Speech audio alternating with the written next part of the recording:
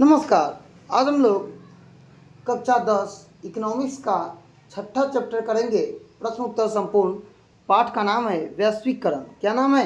वैश्वीकरण। क्या नाम है? वैश्वीकरण। वैश्वीकरण का मतलब होता है कि वैश्वीकरण के अंतर्गत पूरी दुनिया एक बाजार एक दूसरे से मुक्त बाजार करती है। मतलब ये एक देश है और ये एक देश है।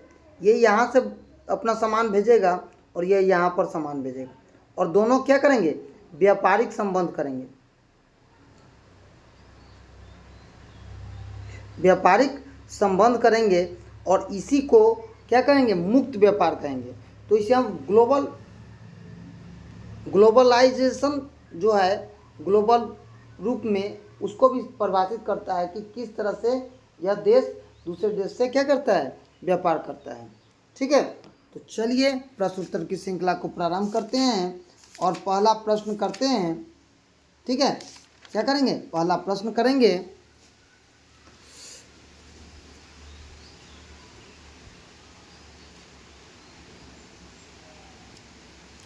पहला प्रश्न है, नई आर्थिक नीति किसे सम्मिलित किया गया है? तो इसे वैश्वीकरण किया गया है। क्या किया गया है? वैश्वीकरण। और विश्वीकरण का मतलब होता है कि एक जगह से व्यापार जो हो रहा है वो दूसरे जगह देश में भी होगा। ठीक है, क्या होगा? होगा।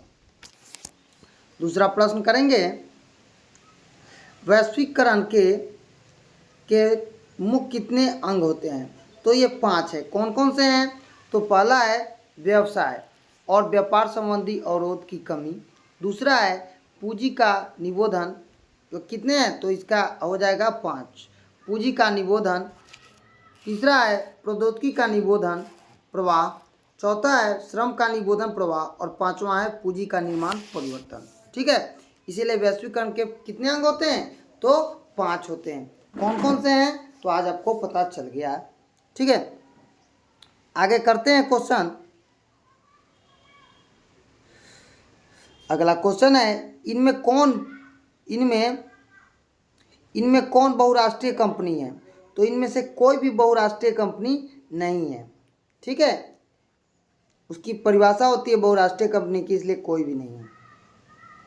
चौथा प्रश्न है, कौन सा प्रश्न है? चौथा, वैश्वीकरण का अर्थ है विदेशी पूंजी का विनियोग पर क्या रोक। दूसरा है व्यावसायिक पूंजी और तकनीक का हस्तांतरण, सूचना प्रवाह और देश के अर्थव्यवस्था के साथ समन्वय। तो यही क्वेश्चन का आंसर सही है, ख। ठीक है,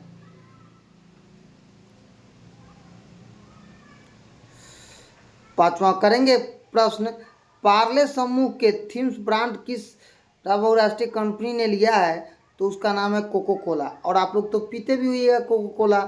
ठीक है, कोक बनाती है। रिक्त स्थानों की पूर्ति करेंगे और समझेंगे। ठीक है, चलिए तो पहला प्रश्न करते हैं, वैश्वीकरण का अर्थ देश की अर्थव्यवस्था का क्या है? विश्व है। क्या है? विश्व है। ठीक है, दूसरा प्रश्न है, व्यापार पूंजी तकनीक हस्तांतरण सूचना प्रवाह के माध्यम से डैश किया जाता है? तो वैश्वीकरण को बढ़ावा मिलता है। किसको मिलता है? तो वैश्वीकरण को। तीसरा प्रश्न है, अंतर्राष्ट्रीय व्यापारिक कंपनी वैश्वीकरण की प्रक्रिया का मुख्य है। क्या है?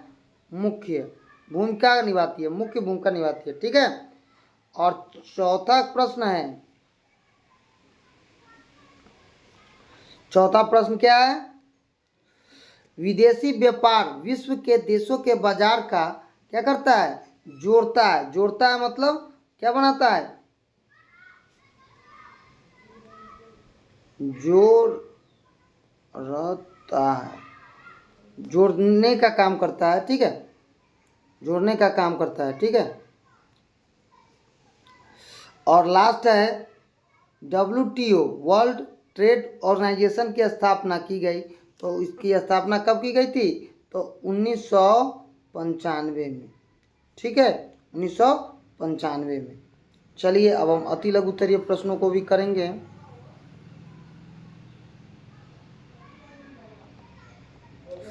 पहला प्रश्न है, वैश्वीकरण से क्या समझते हैं? अब देखिए, वैश्वीकरण एक प्रक्रिया है जिसके द्वारा विश्व के विभिन्न अर्थव्यवस्थाओं का समन्वय और एकीकरण किया जाता है ताकि वस्तु और सेवाओं की प्रौद्योगिकी, पूंजी और श्रम, मानवीय पूंजी का निबोधन हो सके। और वैश्वीकरण के अंतर्गत पूंजी, वस्तु और प्रौद्योगिकी का निबोधन के रूप में एक दूसरे देश में प्रवाह हो। मतलब क्या कि एक देश में जो सामान बनता है वो दूसरे देश में आसानी के साथ जाए और बिक जाए। ठीक है, कह रहा है इससे स्पष्ट है कि बैंकों को मिलने भी से कहा गया है कि वैश्वीकरण का अर्थ है पूंजी, वस्तु, प्रौद्योगिकी के लोगों के विचार को स्वतंत्र प्रवाह में वैश्वीकरण के द्वारा मानवीय संप्रदायों का प्रवाह रुकवाया जाए, अथवा वैश्वीकरण के अंतर्गत वस्तुओं और पूंजियों की तकनीक सेवाओं का देश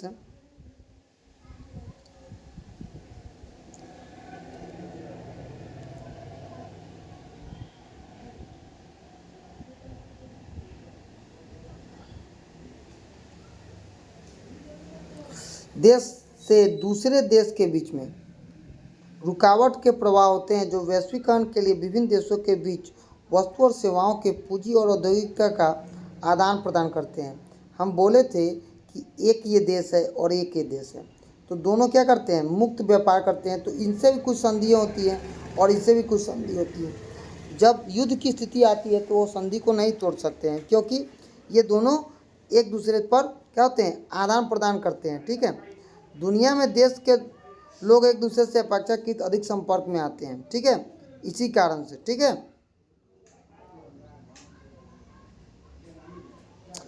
दूसरा प्रश्न है बहुराष्ट्रीय कंपनी किसको कहते हैं?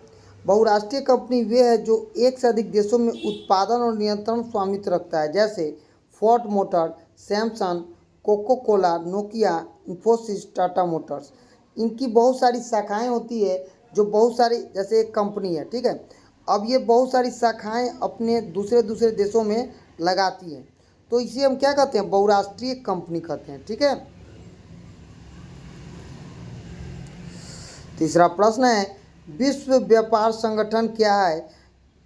यह कब और क्यों स्थापित हुआ? समझते हैं। विश्व व्यापार संगठन एक अंतर्राष्ट्रीय संगठन है। क्या है? ये अंतर्राष्ट्रीय संगठन है। इसका उद्देश्य अंतर्राष्ट्रीय व्यापार को उदार बनाना, मतलब आप जो व्यापार कर रहे हैं उसमें कोई भी कठिनाई न आए आपको। व्यापार संगठन अंतर्राष्ट्रीय व्यापार संबंधित नियमों का निर्धारण करता है और देखता है कि इन नियमों का पालन कोई देश कर रहा है या नहीं कर रहा है। विश्व व्यापार संगठन सभी देशों को मुक्त व्यापार की सुविधा देता है। ठीक है, मतलब एक देश से आप दूसरे देश से कर सकते हैं, लेकिन कुछ नियम और कानून होते हैं जो कि आपको विश्व व्यापार संगठन के ओर से भी आपको दिए जाते हैं। ठीक है, तो विश्व व्यापार संगठन की स्थापना कब हुई थी? तो जनवरी 1995 में की गई थी और जनवरी 1995 में इसका गठन भी किया गया था। इसे हम क्या कहते हैं? तो विश्व व्यापार संगठन कहते हैं। क्या बोलते हैं इसको? विश्व व्यापार संगठन।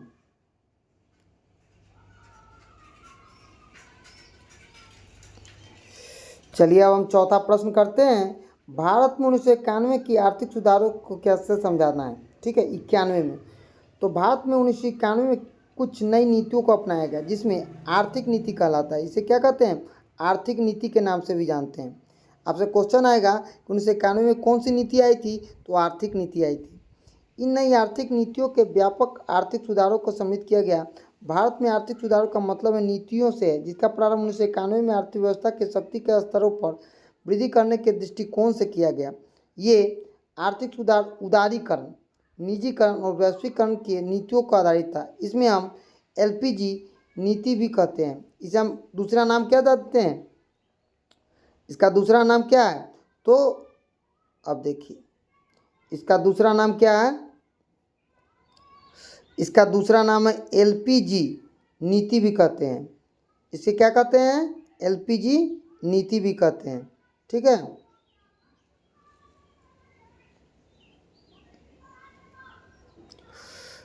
यहाँ ध्यान देने योग्य बात है कि आर्थिक सुधारों से हमें आर्थिक नीति न्यू इकोनॉमिक पॉलिसी के नाम से भी पुकारते हैं और इसी का नाम न्यू इकोनॉमिक पॉलिसी भी है। ठीक है।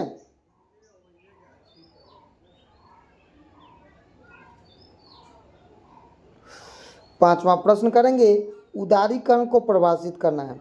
तो सरकार द्वारा लाई गई सभी आवश्यक नियंत्रण तथा प्रतिबंध जैसे लाइसेंस, कोटा आदि को हटाना उदारीकरण है। आर्थिक सुधारों के अंतर्गत 1991 में भारत सरकार ने उदारीकरण की नीति को अपनाया और उन्होंने एक नीति अपनाई। इसी के साथ इसमें लाइसेंस, कोटा, आज भी आप लोग देखते हुए कोटा उठाने जाते हैं, ठीक है। छठा प्रश्न है, निजीकरण से क्या समझते हैं। निजी मतलब अपना। निजीकरण का अभिप्राय है निजी क्षेत्र जैसे आपका दुकान, सार्वजनिक क्षेत्र के उद्यमों में पूर्ण रूप से आंशिक रूप में स्वामित्व का प्राप्त करना उनका प्रबंधन है। आर्थिक सुधारों के अंतर्गत भारत में 1991 में निजीकरण की नीति अपनाई गई। कब अपनाई गई? तो 1991 में, ठीक है। कब न अपनाई गई निजीकरण की नीति? तो 1991 में, ठीक है। चलिए,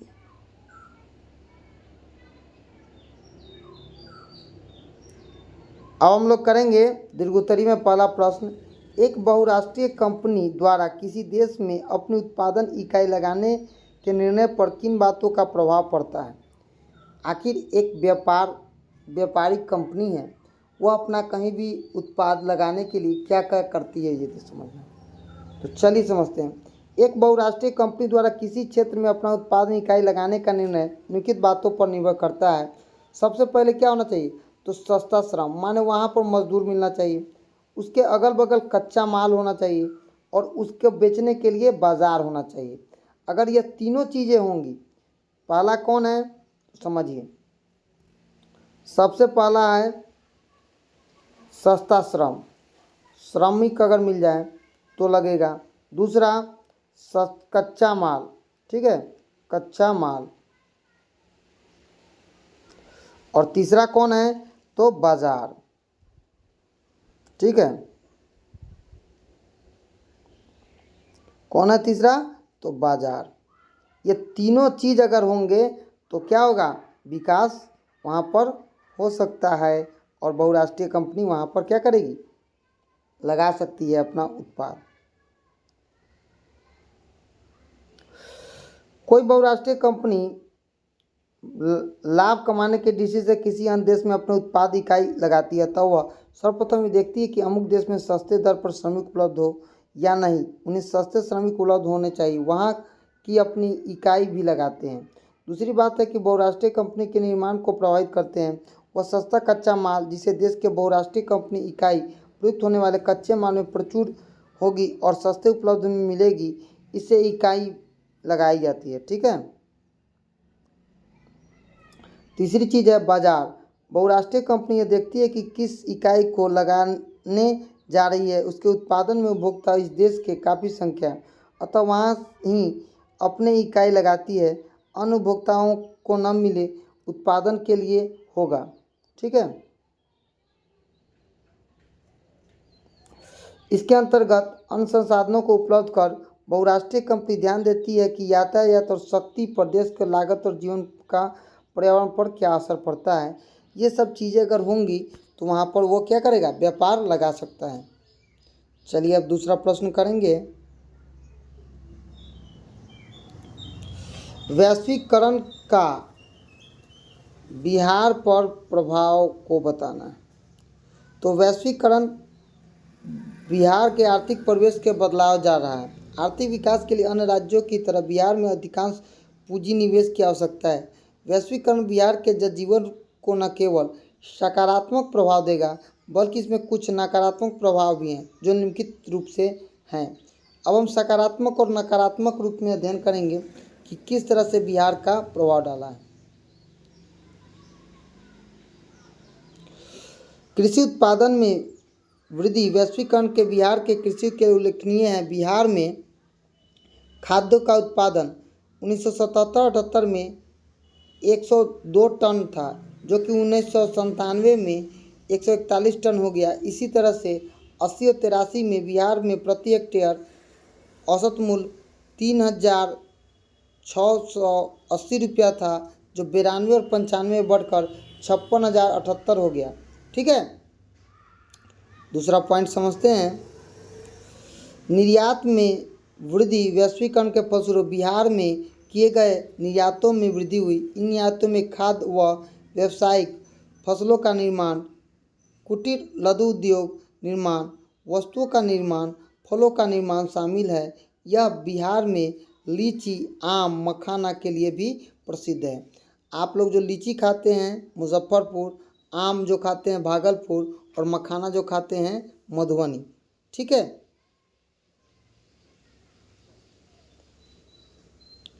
तीसरा कारण है विदेशी व्यापार प्रत्यक्ष विनियोग। वैश्वीकरण के फलस्वरूप बिहार में विदेशी प्रत्यक्ष विनियोग भी हुआ है और विदेशी प्रत्यक्ष विनियोग से काफ़ी दिलचस्पी दिखाई। इससे भविष्य में विदेशी प्रत्यक्ष विनियोग में काफ़ी वृद्धि की आशा है।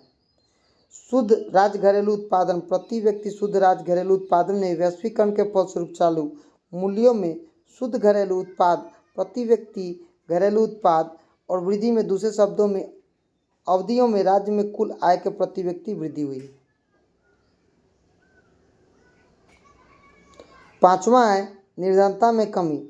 वैश्वीकरण के बाद निर्धनता का उल्लेखनीय कमी आई। बिहार में निर्धनता रेखा के नीचे आने वाले की संख्या 1994 में 54.96 था, जो कि 99 से 2000 में घटकर क्या हो गया 42.60% हो गया।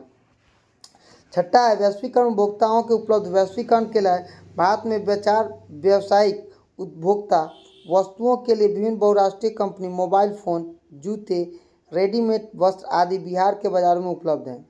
ठीक है।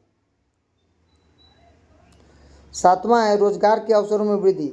वैश्वीकरण के फलस्वरूप रोजगार के अवसरों में वृद्धि हुई। उच्च शिक्षा प्रशिक्षण प्राप्त करने वाले विदेशी देश के भागों में रोजगार के अवसर उपलब्ध हैं और वैश्वीकरण के प्रभाव में बिहार के सारे सॉफ्टवेयर इंजीनियर आज विदेश की नौकरी कर रहे हैं। संयुक्त राज्य अमेरिका और इंग्लैंड में बड़ी संख्या में सॉफ्टवेयर इंजीनियरों की नौकरी होती है। आठवां प्रश्न है, आठवां पॉइंट है। ठीक है।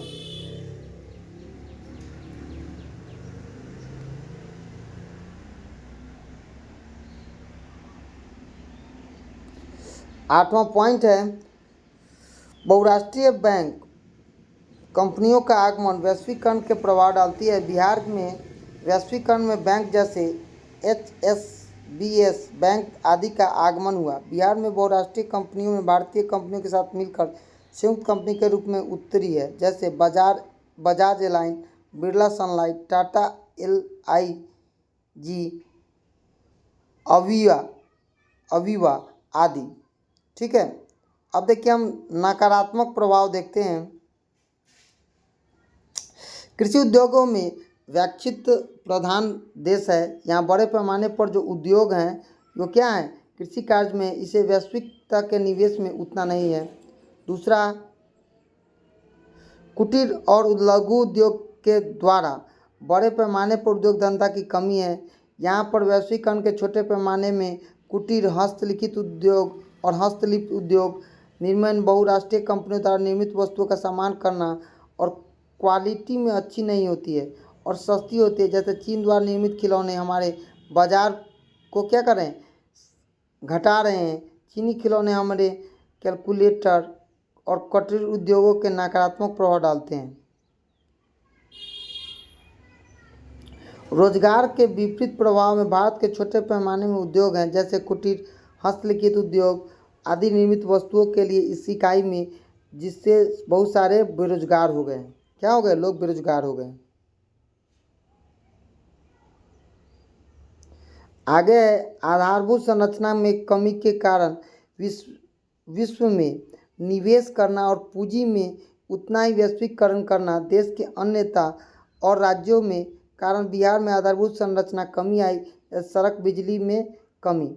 इस प्रकार हम कह सकते हैं कि वैश्वीकरण के सकारात्मक तथा लाभकारी प्रभाव से नकारात्मक प्रभाव की तुलना की वजह रखते हैं। वैश्वीकरण का जो प्रभाव पड़ता है उससे बिहार लाभ ही नहीं हुआ है। जो उसे वैश्वीकरण से लाभ होना चाहिए आज तक बिहार में नहीं हुआ है।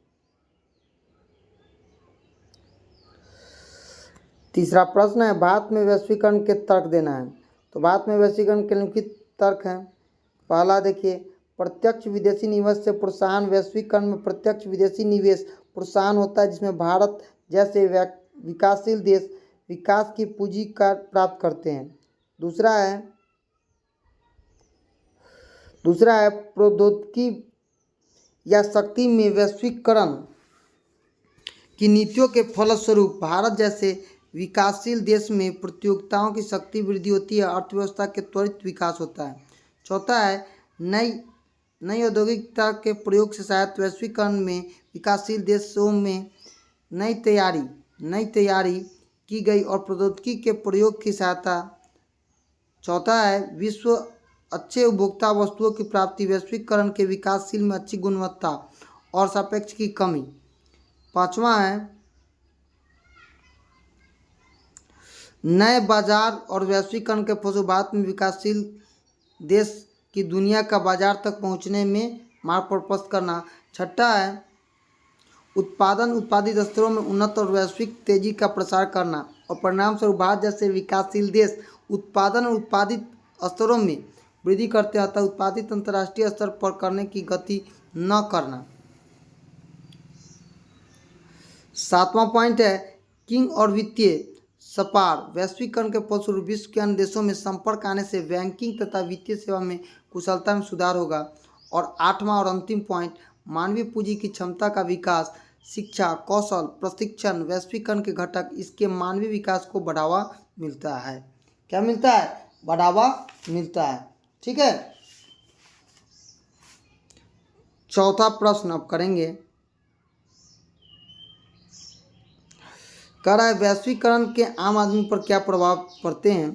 तो वैश्वीकरण आम आदमी का अच्छा और बुरा दोनों प्रभाव पड़ता है। उपयोगिता के अधिकांश संसाधनों का उपलब्ध वैश्वीकरण के दुनिया में विभिन्न उच्चतम उत्पादन के उपयोग में उपलब्ध करता है। उदाहरण के लिए जब आप आम आदमी रेडियो को मनोरंजन और टेलीविज़न जैसे चीज़ों में उपलब्ध होते हैं। ठीक है, दूसरा है रोजगार की बढ़ती संभावना। वैश्वीकरण के नए नए द्वार खुल रहे हैं और इससे क्या होगा? रोजगार बढ़ेगा। तीसरा है आधुनिक तकनीकों के लिए वैश्वीकरण और व्यापार के साथ विश्व के लोगों में, जैसे भारत विकासशील देश में आम लोगों की वैश्वीकरण के बुरा प्रभाव पड़ रहा है, जो कि वैश्वीकरण से आम लोग निम्नलिखित बुरा प्रभाव नहीं पड़े। ठीक है, पहला है बेरोजगारी बढ़ने की आशंका। दूसरा है उद्योग और व्यवसाय की बढ़ती प्रतियोगिता। तीसरा क्या है? तो देखिए, तीसरा है श्रम संगठन का बुरा प्रभाव। चौथा क्या है? तो माध्यम के एक छोर से उत्पादन की कठिनाई वैश्वीकरण के छोटे उत्पादनों के लिए। ठीक है, पांचवा है कृषि और ग्रामीण क्षेत्रों में संकट और वैश्वीकरण द्वारा पूंजीपति फर्मों को बनाना। आम लोगों के कुछ अनुकूल अधिक विपरीत प्रभावों के साथ हम निष्कर्ष आते हैं कि वैश्वीकरण से आम लोगों को लाभ से अधिक हानि की संभावना है। यह सत्य है कि वैश्वीकरण से पूंजी उत्पादन में वृद्धि में आया हुआ है, लेकिन ये हमारे वृद्धि को प्रभावित करते हैं। किंतु वृद्धि का यह लाभ समाज के मुट्ठी भर धनी और उच्च शिक्षित लोगों को ही प्राप्त है। वैश्वीकरण के लिए ऊंची आय अमीर व्यक्तियों की आय बढ़ती है। इस तरह से 85% से अधिक जनसंख्या लोगों का जीवन कठिन और असंभव हो गया है।